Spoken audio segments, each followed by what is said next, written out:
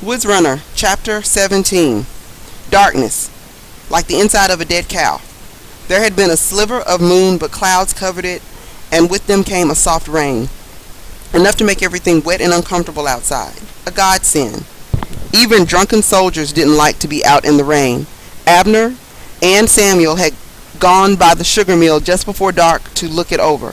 Samuel's mother had been right. Only one door was being used, and two guards stood there talking. One had a chair. There was a small roof over the entry to keep the rain off. The building was strangely quiet. If there are hundreds of men packed inside, Samuel thought, there should be more noise. They walked past the guards, who paid them no mind, and down alongside the building.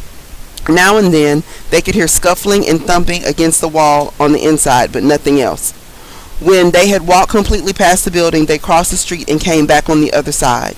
Because of the rain, there weren't many soldiers along the walkways, and no one bothered them. They went along to the river to a point close to where Matthew would come across and then move into some trees along the bank. It was starting to get dark. Abner pulled a small, oil-soaked bag from inside of his coat and took out a watch. 7:30. He put the watch back, settled down against a tree, hunched up the collar of his coat. Try to get a little sleep, because later tonight there won't be any. How are we going to do it? Samuel asked. Get him out. Simple plans are best, Abner said.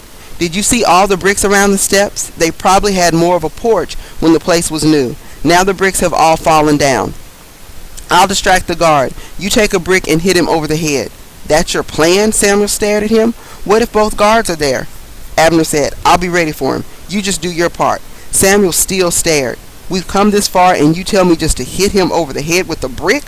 Hard, Abner said. Hit him over the head hard.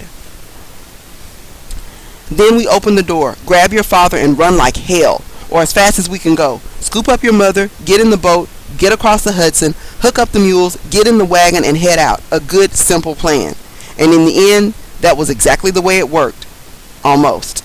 Samuel surprised himself. After an hour of his thoughts rumbling over each other without sense or reason, in spite of the rain, a veil slipped over his mind, and he slept, leaning against the same tree as Abner. Let's get to it. Abner shook him awake close to midnight. Samuel rubbed his face and stood. Abner was gone in the darkness, and Samuel had to hurry to catch up. Their path took them past the house where Samuel's mother worked. She was already outside and saw them approach. I'm coming with you, she said softly as they neared. To help. No, hold here. We'll be back, Abner whispered shortly. As they walked closer to the sugar mill, Abner took off his coat and wrapped it so that it seemed he was carrying a bundle. There was a tiny glow from a lantern near the guard, the kind with a small candle inside and a slit to let out a sliver of light. It was enough for Samuel to see some bricks. He picked up one before they moved within range of the guard. Halt! The guard said as he saw them. Samuel held the brick behind him. State your purpose. Bringing food, Abner said, holding up the bundle. For the prisoners. Advance. The guard stepped forward, interested in the package. They climbed the steps to the entrance. Abner in front of the guard and Samuel slightly to the side, gripping the brick. Abner held the bundle out. The guard put the butt of his musket on the ground to free one hand to open the package. He leaned forward and Abner said in a soft conversational tone, Now, Samuel. And Samuel hit the guard with the brick. Hard. A moment's hesitation, then the guard fell. Abner caught him, slid him off to the side of the door, laid him on the platform, turned to the door. Padlocked, he swore. Gently, delicately, he worked the keys off the guard's belt and unlocked the door. He flung it open. Samuel's father was in the doorway, and even in the dim glow, Samuel could see that he was in bad shape. Face, skull-like eyes sunken. He almost fell into Samuel's arms, but he wasn't alone.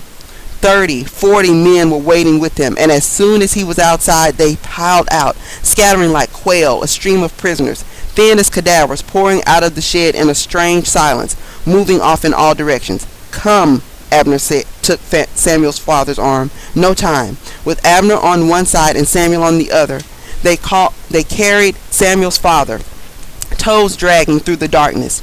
Samuel's mother was waiting and hurried over to help. Twice they tripped and stumbled in the darkness, but they were up fast and moved as rapidly as possible to where Matthew would be with the boat.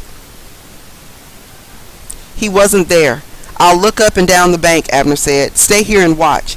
He He vanished upstream in the darkness. Minutes that seemed like hours passed before he came back. Nothing. I'll check downstream. Again, an interminable time while the three of them stood in silence. Abner came back shaking his head. Are you sure, Matthew? Samuel started to ask. They heard a dull thump in the darkness on the water, and then Matthew's voice. Here! Over here! Caught a crab of wind on the way over that kicked me downstream. Had to tack back up. Here! Over here! They found the boat almost by feel, out in a foot of water. Samuel half carried his father to the side, and he fell into the boat. He needs help, Samuel said. Get him up and in the cabin. Please help him. Matthew pulled him into the cabin, then helped Samuel's mother onto the boat and into the cabin as well. Abner jumped in, and Matthew pulled up the sail, which filled in the freshening breeze. He said to Samuel, push off as you come aboard.